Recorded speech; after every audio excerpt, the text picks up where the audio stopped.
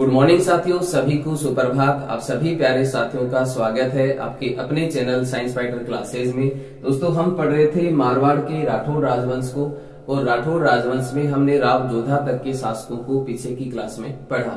आज की इस क्लास में हम राव जोधा के आगे के शासकों को पढ़ने वाले हैं, और राव जोधा के बाद राव सातल जो है वो मारवाड़ के शासक बनते हैं। इनके शासन काल की हम बात करें तो 1489 से लेकर के 1492 ईस्वी तक मारवाड़ पर शासन रहा किसका? राव सातल का। कहते हैं कि राव सातल के समय अजमेर के एक सूबेदार हुआ करते थे जिसका नाम था मल्लू खां, और मल्लू खां का एक सेनापति था घुड़ले खां। तो यहाँ पे राव सातल और घुड़ले खां के बीच एक युद्ध होता है जिसका नाम है साथियों कोसाना का युद्ध। कौन सा युद्ध होता है? कोसाना का युद्ध। आप यहाँ से नोट कर सकते हैं। कोसाना का युद्ध जो है वो किसके बीच होता है? राव सातल और घुड़ले खां के बीच। कब होता है? 1492 ईस्वी में। और इस युद्ध में घुड़ले खां मारा जाता है और जीत किसकी होती है? राव सातल की। इस जीत के उपलक्ष्य में मारवाड़ में एक त्योहार मनाया गया। उस त्योहार का नाम है घुड़ला त्योहार। Very important. कौन सा त्योहार मनाया जाता है? घुड़ला त्योहार। राव सातल की घुड़ले खां पर विजय के उपलक्ष्य में मारवाड़ में एक त्योहार मनाया गया, और उस त्योहार का नाम है घुड़ला त्योहार। और ये त्योहार जो है वो कब प्रारंभ होता है? राव सातल के समय। कौन से माह में मनाया गया? चैत्र माह में कृष्ण पक्ष की अष्टमी को ये त्योहार मनाया गया।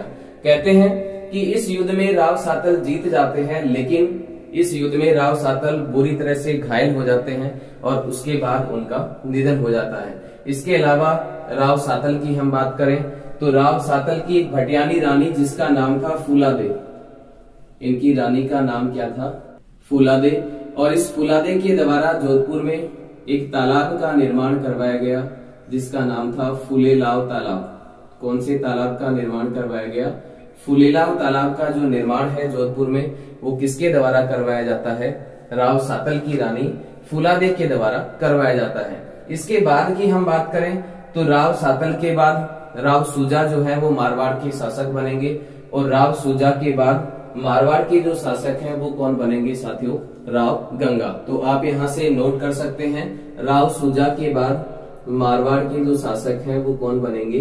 राव गंगा। और इनके शासन काल की हम बात करें तो इनका शासन काल जो है 1515 से लेकर 1532 ईस्वी तक शासन रहा मारवाड़ पे किसका? राव गंगा का। दोस्तों, आपको याद होगा 1527, वेरी इंपॉर्टेंट, 1527 ईस्वी में खानवा का युद्ध होता है। कौन सा युद्ध होता है?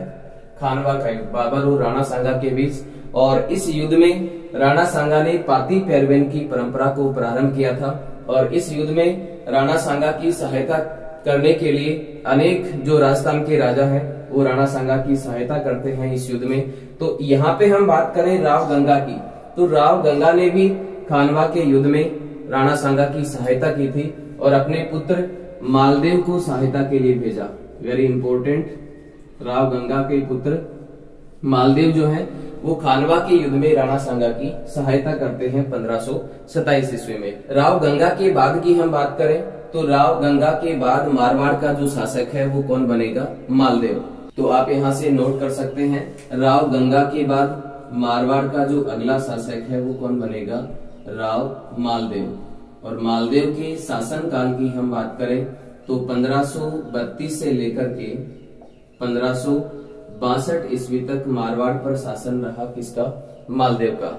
मालदेव की हम बात करें तो फारसी इतिहासकारों के द्वारा और खास करके फरिश्ता के द्वारा राव मालदेव को हसमत वाला राजा कहा गया है। Very important. क्या कहा गया है? हसमत वाला राजा। हसमत वाला राजा किस मारवाड़ शासक को कहा जाता है? तो याद रखें, राव मालदेव को कहा जाता है। और किसने कहा? किसने कहा? फरिश्ता के द्वारा या फिर फारसी इतिहासकारों के द्वारा मालदेव को क्या कहा गया? हसमत वाला राजा। आगे हम बात करें तो राव मालदेव जो है इनका जो राज्याभिषेक है वो कहाँ पे होता है? सोजत पाली में। Very important.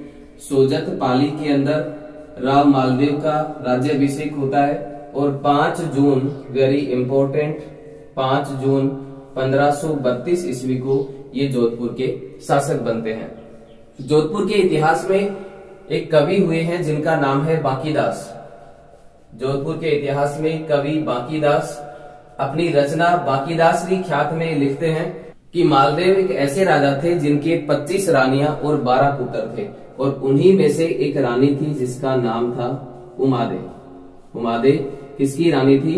मालदेव की रानी थी। और कहते हैं कि रानी उमादे विवाह के दिन से ही मालदेव से रूठ जाती है, और इतिहास में इन्हें रूठी रानी के नाम से जाना जाता है। किस नाम से जाना जाता है?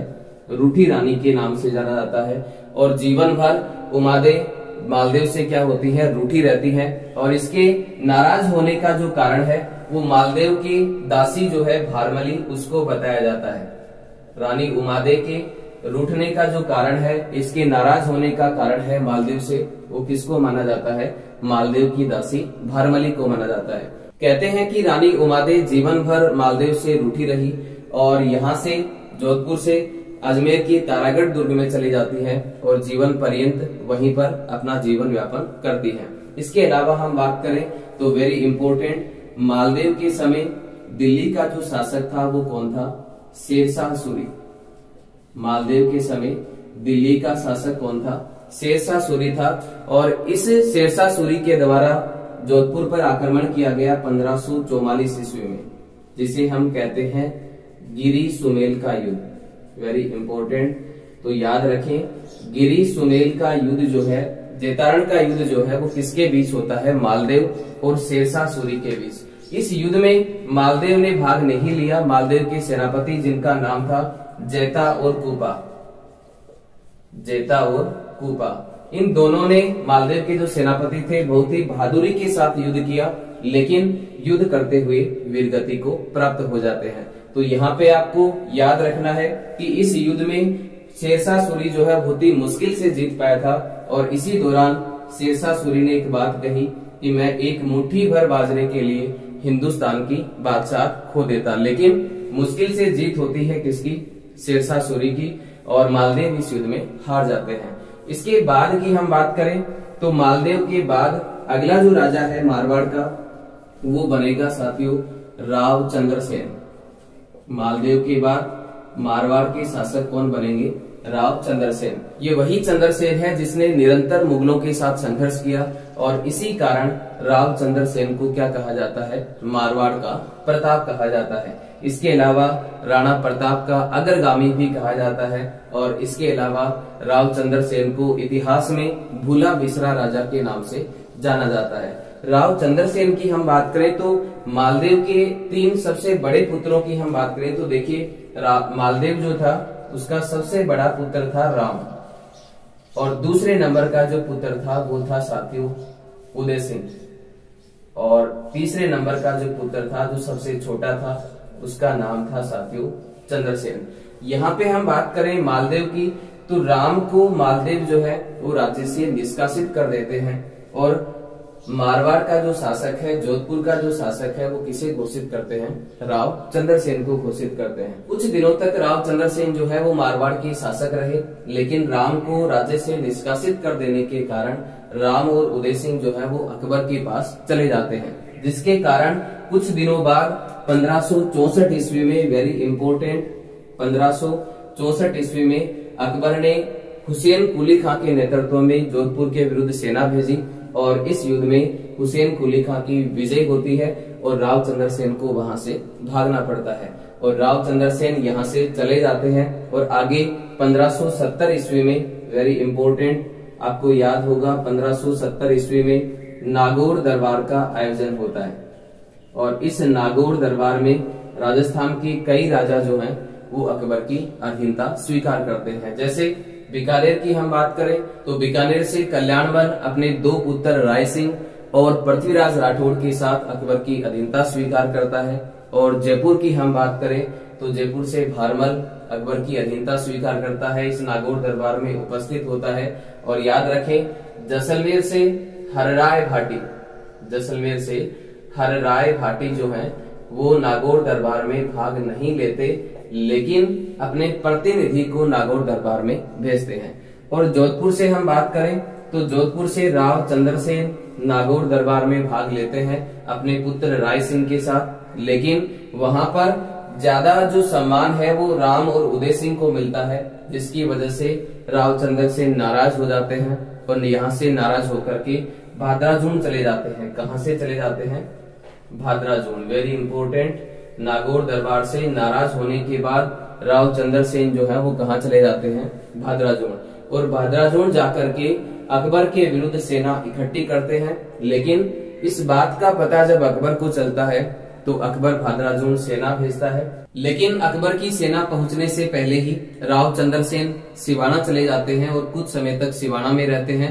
लेकिन इस बात का पता जब अकबर को चलता है तो अकबर सिवाना में भी अपनी सेना भेजता है राव चंद्र सेन के खिलाफ, और यहाँ से राव चंद्र सेन रामपुरा की पहाड़ियां और उसके बाद सिरोही और उसके बाद डूंगरपुर बांसवाड़ा की तरफ चले जाते हैं। इस प्रकार से राव चंद्र सेन अपने पूरे जीवन में इसी तरह से भटकते रहे। कहते हैं कि भाद्राजून से निकलने के बाद राव चंद्र सेन ने स्थानीय लोगों को लूटना शुरू कर दिया। इसलिए जो स्थान इतिहास में महाराणा प्रताप को मिला वो स्थान कभी भी राव चंद्र सेन को नहीं मिल पाया। तो ये एक कमी रही राव चंद्र सेन की, इसीलिए इसे मारवाड़ का भूला बिसरा राजा के नाम से जाना जाता है। अभी हमने पढ़ा कि 1570 ईस्वी में नागौर दरबार का आयोजन हुआ, और इस नागौर दरबार में हमने पढ़ा कि बीकानेर से कल्याणमल अपने दो पुत्र, जिनमें से एक का नाम था राय सिंह और एक का नाम था पृथ्वी सिंह या फिर पृथ्वीराज राठौड़, इन दोनों के साथ जो कल्याणमल है वो नागौर दरबार में उपस्थित होता है। तो इस राय सिंह से संबंधित दो घटनाओं को हम यहाँ पे पढ़ेंगे। तो देखिए, अकबर के द्वारा 1572 ईस्वी में, वेरी इंपॉर्टेंट, आप यहाँ से नोट कर सकते हैं, अकबर के द्वारा 1572 ईस्वी में राय सिंह को जोधपुर का प्रशासक नियुक्त किया गया, और 1572 से लेकर के 1581 ईस्वी तक जोधपुर का प्रशासक रहा राय सिंह राठौड़। लेकिन याद रखें साथियों, 1574 ईस्वी में राय सिंह को अकबर के द्वारा चंद्र सेन को दंडित करने के लिए भेजा गया। तो यहाँ पे वेरी इंपॉर्टेंट है, 1572 ईस्वी में राय सिंह को जोधपुर का प्रशासक नियुक्त किया गया, और कब से कब तक राय सिंह जो है वो जोधपुर का प्रशासक रहता है? 1572 से लेकर के 1581 ईस्वी तक। लेकिन वेरी इंपॉर्टेंट, 1581 से लेकर के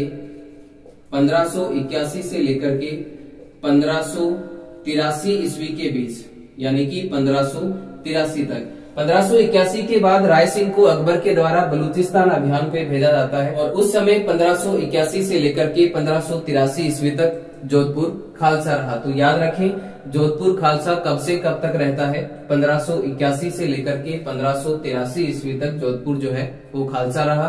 आगे हम बात करें तो 1583 ईस्वी के अंदर, 1583 ईस्वी में अकबर के द्वारा जोधपुर का जो राजा है वो किसे बना दिया जाता है? मोटा राजा उदय सिंह को, जो कि राव चंद्र सेन का भाई था। तो मोटा राजा उदय सिंह को जोधपुर का राजा बनाया गया, किसके द्वारा? अकबर के द्वारा। कब बनाया गया? 1583 ईस्वी में। इस उदय सिंह के बारे में हम नेक्स्ट क्लास में पढ़ेंगे।